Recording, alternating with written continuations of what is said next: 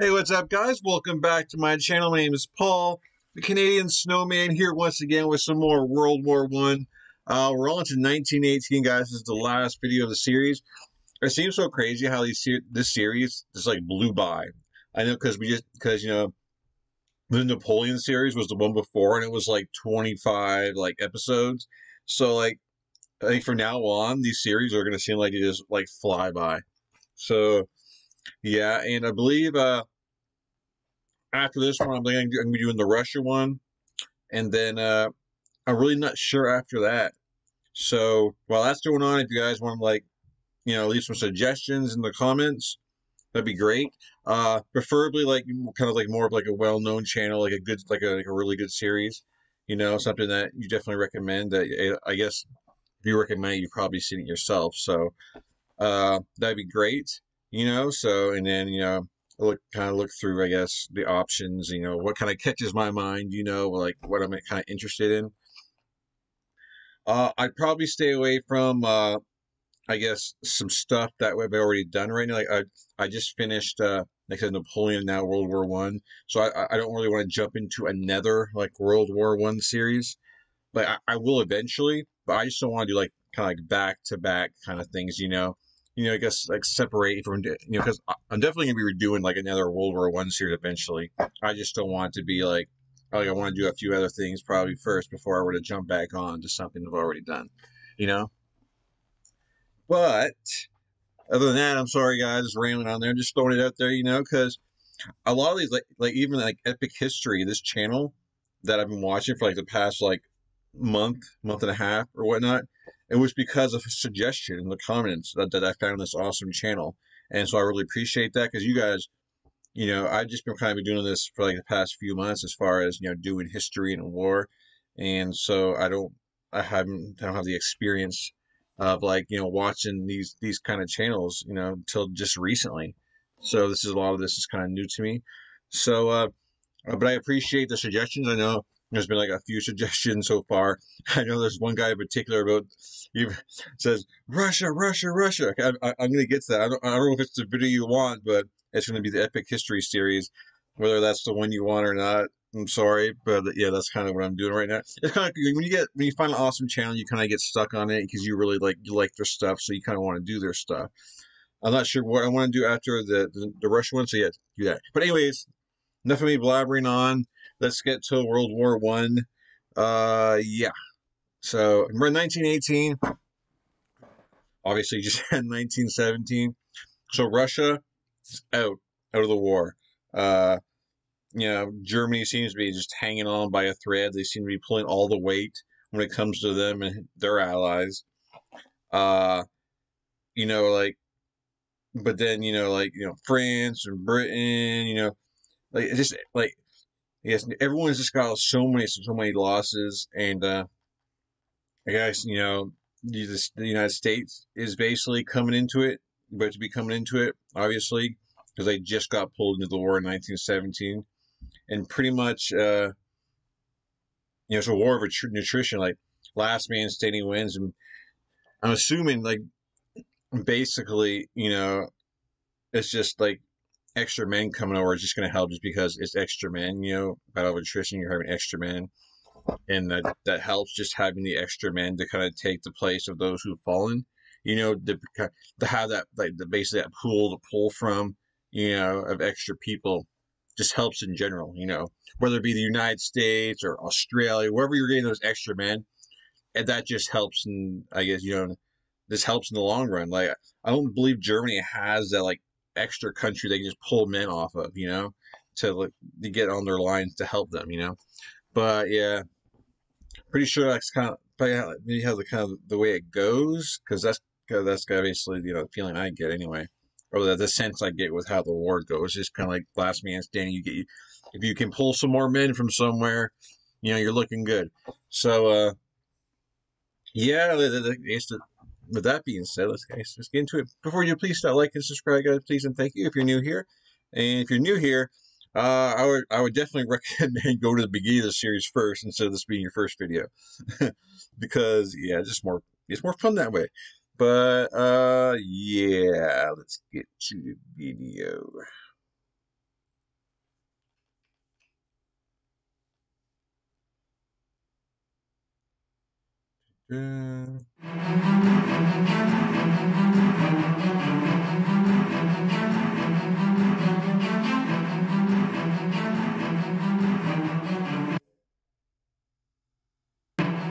1918. After 3.5 years of war, the Allies are in crisis. Russia has been rocked by revolution, and its new Bolshevik government has signed an armistice with the Central Powers. Thousands of German troops will be freed up to fight on the Western Front, where the carnage of trench warfare... Yes, that definitely helps Germany, the fact that Russia's finally out of it. They can pull their troops and help on the front lines right here. And then you got this mess down here, and like Italy doesn't know what they're doing. I don't think really much of anyone knows what they're doing except for like the German forces coming down here, just trying to basically just trying to hold them off. They're not trying to basically push him anywhere. But and then you got Switzerland in the middle here, just acting like nothing's going on around them. That's got to be crazy. But anyways. Freed up to fight on the Western Front, where the carnage of trench warfare has already claimed more than 1 million lives. So many people. But Germany is also desperate. Britain's long naval blockade has led to shortages and social unrest at home, while America's entry into the war brings fresh manpower and vast resources to the Allied cause. Yeah, I was gonna say, like, is Germany getting their guns and like food now from? I guess would pull from like Austria-Hungary, but I think all of them would be in short now on supplies. At least Britain and France, the Allies, they can still like pull food from like the United States and everything, and I guess they're obviously been making weapons for them, so they still have those supplies coming to them. I'm not so sure.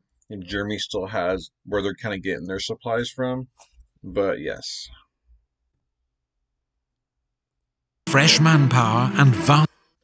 Sorry, possibly, yeah. And obviously, the biggest supply you need is manpower, and then you have to send some manpower, basically, like I've said earlier, to help out.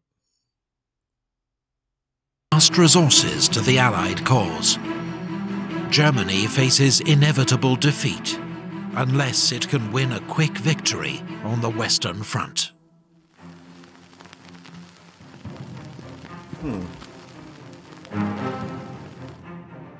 US President Wilson announces his 14 points. They outline his vision for a post-war world, including an end to secret treaties, a reduction in the size of armed forces, self-determination for the people of the Austro-Hungarian Empire, and an international organization to settle future disputes. But most European leaders dismiss his ideas as wishful thinking. At Brest-Litovsk, Bolshevik Russia signs a peace treaty with the Central Powers. Russia gives up vast amounts of territory in exchange for peace. 500,000 German troops can now be redeployed from the east to the Western Front, where German General Erich Ludendorff plans an all-out, last-ditch offensive to win the war. Ludendorff's spring offensive catches the Allies off guard. I guess I'm sorry, back to the American president's list. I mean, no one at the time should take that seriously because there's a middle of a war going on. I mean, I guess I think it'd be more easier to kind of look at that and sit down at a table and maybe negotiate something like that when everything's said and done, because I don't, one side's got to break first. I like Germany is obviously they're going to keep going until they've either won or they've lost. I don't see like a middle ground going on, like it's either total defeat or total victory. Ludendorff's spring offensive catches the Allies off guard. German stormtroopers, using new infiltration tactics, help to overwhelm the British Fifth Army, which is soon in full retreat. The German advance threatens to split the British and French armies, with disastrous consequences. So French General Ferdinand Foch is appointed Supreme Commander of Allied forces to coordinate strategy. Outside Amion, British and Australian troops improvise a defence and finally halt the German advance. The German offensive switches to the north, targeting the Channel ports. But the British inflict heavy losses on the Germans and prevent a breakthrough.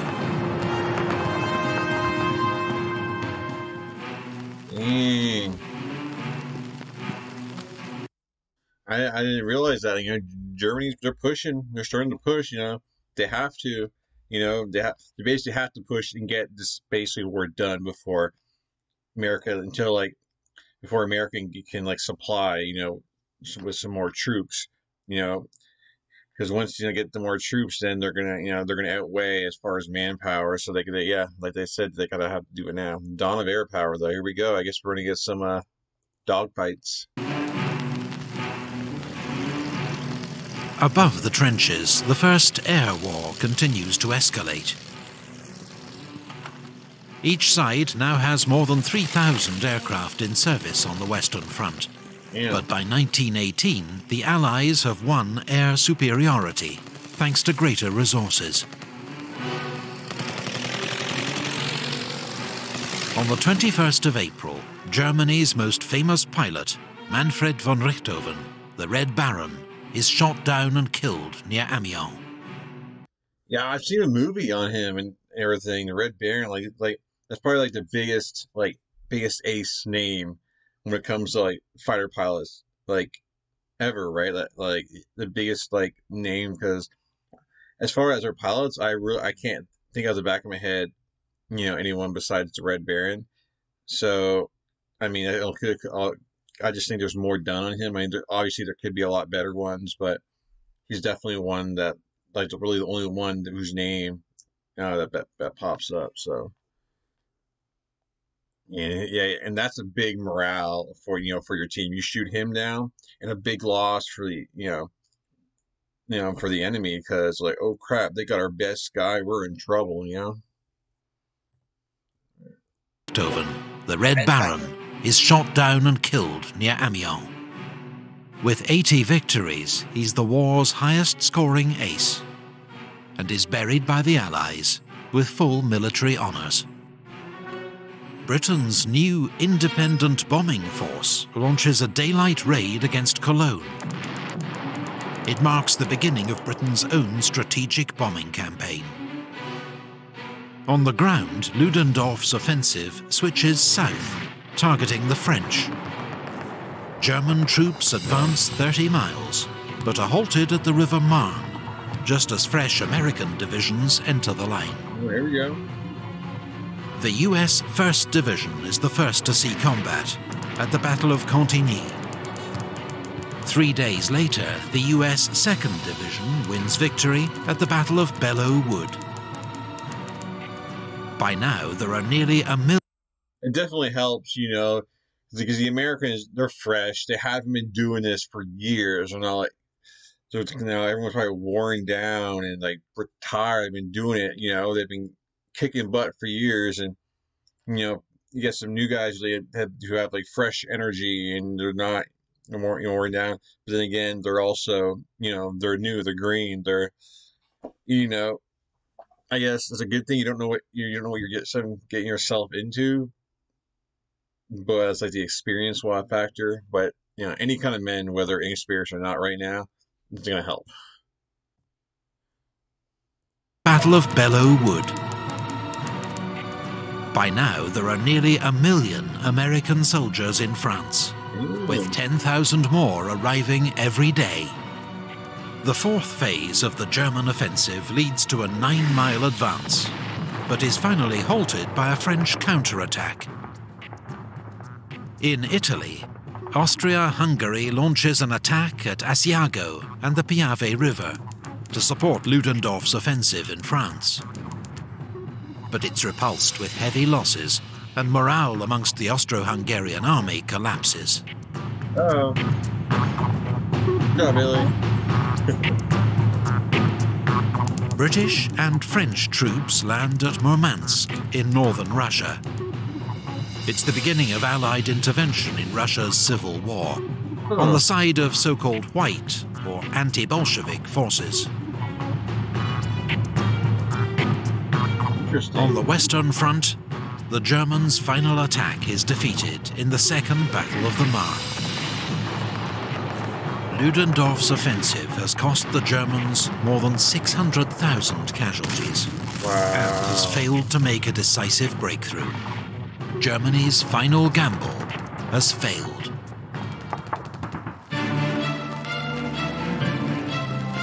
Their final, yeah, because they gamble failed. I mean, they had to do it before all the American troops came in, and it was just they couldn't do it. I mean, like, you know, Allies were holding strong, and that they stopped them and collapsed. Here you go. I guess it's all just gonna fold in on them, man. Do you love boating? Well, Freedom Boat Club makes boating easier than ever. At Freedom Boat Club, the Allies now go on the attack. At the Battle of Amion, British, Australian, Canadian and French troops, supported by tanks and aircraft, advance 7 miles in a single day.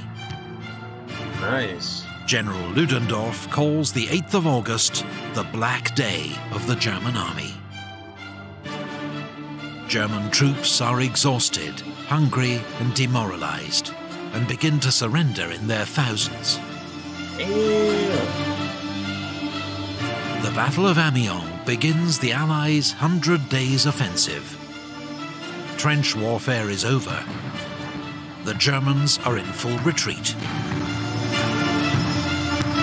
Nice. In the Balkans, a new Allied offensive at Dobropolye breaks through Bulgarian positions. The overstretched Bulgarian army collapses, and 2 weeks later, Bulgaria signs an armistice. In the Middle East, British-led forces defeat the Turks at the Battle of Megiddo, taking 25,000 prisoners. Allied troops soon occupy Damascus and Aleppo. On the Western Front, Marshal Foch orders a general attack. British, French and American armies reach the Hindenburg Line, a line of reinforced German defences, and break through. Nice.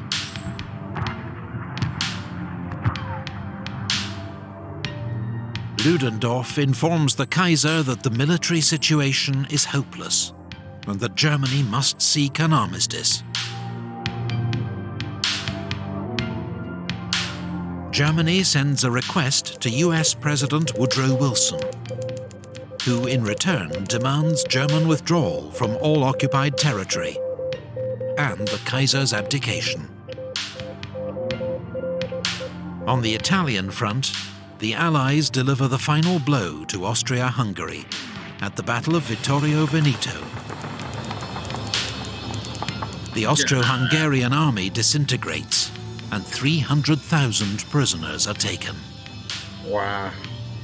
With the Central Powers facing collapse, the Ottoman Empire signs an armistice with the Allies at Mudros. 4 days later, Austria-Hungary signs an armistice with the Allies at Villa Giusti. At Kiel, the German High Seas Fleet is ordered to make a suicidal attack on the British Navy. But instead, it mutinies. Revolution spreads through Germany. The Kaiser... Good on them, man. It's like, they're just sending them to their death wish. The war is basically, like, over, like... why are you trying to basically, you're still trying to push, you're basically sending your kids, like your soldiers, on a freaking suicide mission, and for what? You're not going to gain nothing. You're going to end up losing in the end. So, good job on them for mutiny, because to realize that, like, I'm not just going to go run off to my death here for what? That's crazy, man. Revolution spreads through Germany. The Kaiser abdicates, and a German republic is proclaimed. On the 11th of November 1918, a German delegation signs an armistice with the Allies inside Marshal Foch's railway carriage at Compiègne. It comes into force at 11 AM, but fighting continues until the last moment. American Private Henry Gunter is killed, charging a German machine gun at 10:59. He is thought to be the last soldier killed during World War I. Really? Wow. 3 days later, in East Africa, German General von Lettow-Vorbeck surrenders his army on the Chambezi River. For 4 years, he has tied down huge numbers of Allied troops, remaining undefeated while cut off from home. He is still considered one of history's greatest guerrilla leaders. Dang. Okay. Let's see what this is now. Wow. The Paris Peace Conference opens at the Palace of Versailles, just outside the French capital. Delegates accept a proposal to create a League of Nations to settle future international disputes. The Versailles Treaty, signed in June, imposes harsh terms on Germany. Its military is restricted in size. It must pay war reparations to the Allies. It loses territory to its neighbours. And its colonies are seized by the victors. Germany must also accept responsibility for the war in a war guilt clause, a source of lasting resentment in Germany. Huh.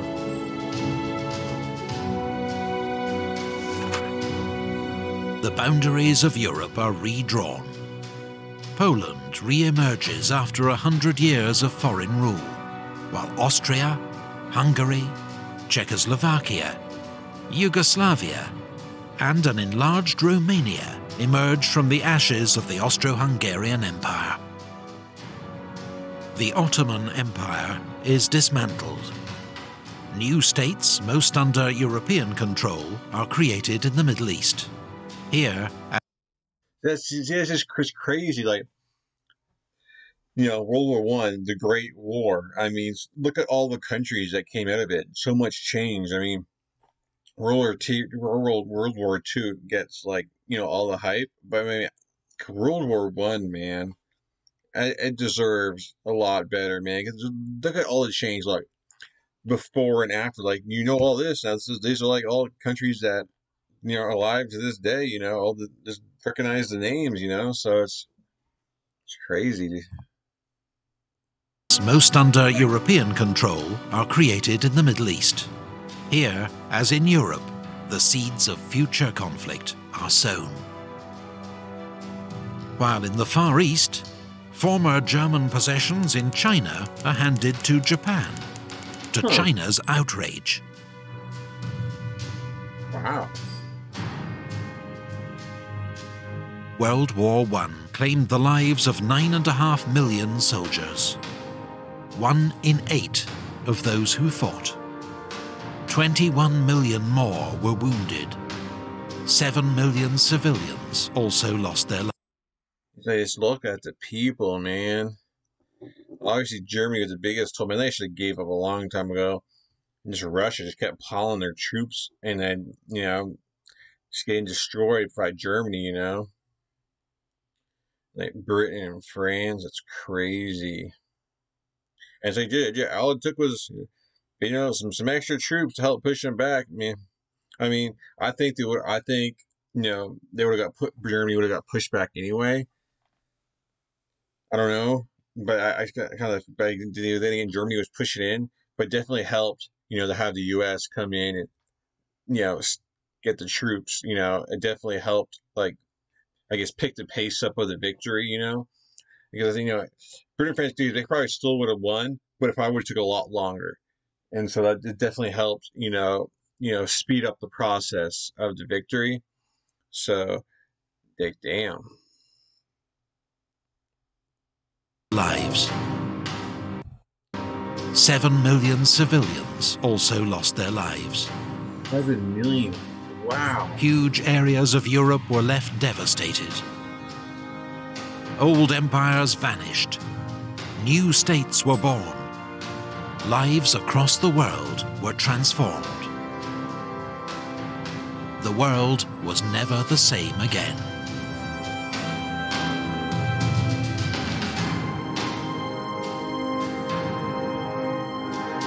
Yeah. If you enjoyed this video, please...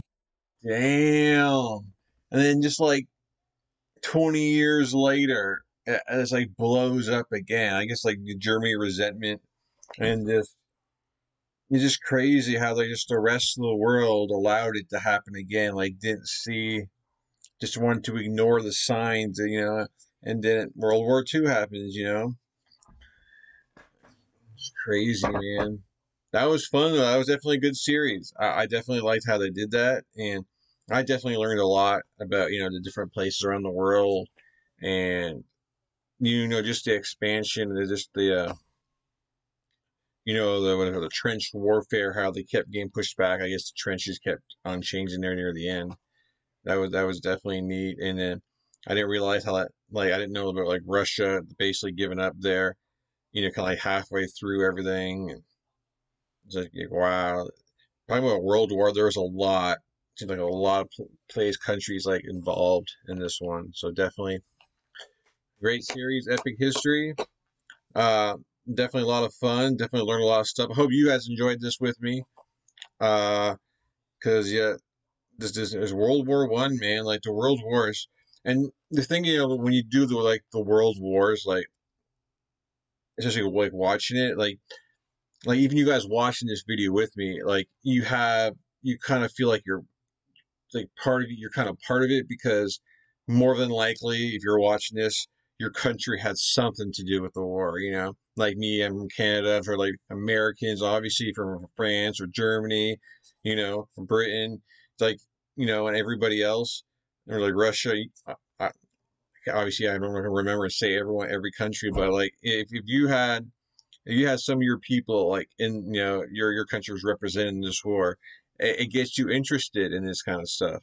So stuff like obviously like videos like these are going to be popular because a lot of people are invested in it, because they have a lot of history. So definitely really cool, guys. Thank you for watching, and maybe I'm going to be doing the Russian series, and I know I hope you guys follow along and you watch that with me, and I hope you guys recommend some cool stuff, maybe some like stuff maybe that I haven't done before, like I don't know. Like I'd like to find like a cool like Roman series to watch that's not like real long. Like someone recommended like Roman in 20 minutes or something. I don't know. I want to check that one out too. So yeah, it'd be cool to do something like if there was a kind of like a cool like progression throughout Rome, and then there's a lot of cool stuff like the Greeks and Trojans. That's way back kind of stuff too. Uh, but and I don't know, just like I wish like the 100 Years War. I mean, I just love history and like a lot of stuff. I'm not sure exactly, how it played out. You just hear about it, but you don't know like the details. But anyways, guys, please thank you guys for watching. I really enjoyed it. I hope to catch you guys in future videos. And yeah, awesome stuff. Peace.